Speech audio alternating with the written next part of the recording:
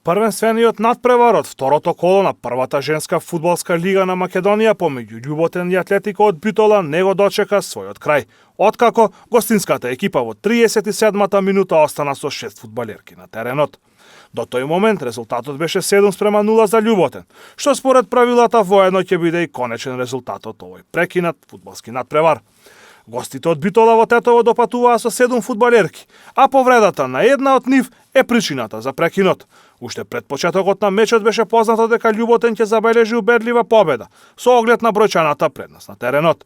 Венецуелката Марија Лискано постигна 2 погодоци, додека поеднаш во мрежата на Атлетико стрелаа Лулу, Мораеш, Хусеин Миловановиќ и Џеровска.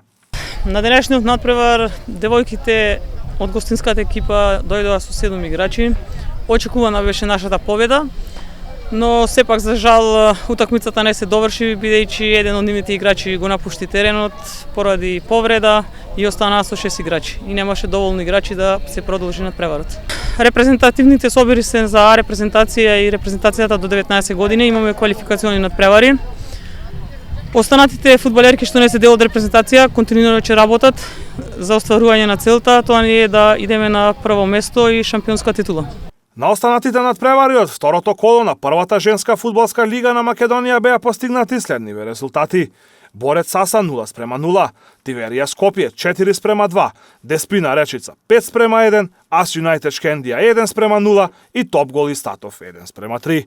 На врвот на табелата се Љуботен и Деспина со максимални 6 поени, додека екипата на Шкендија на 8-та позиција без ниту еден бод.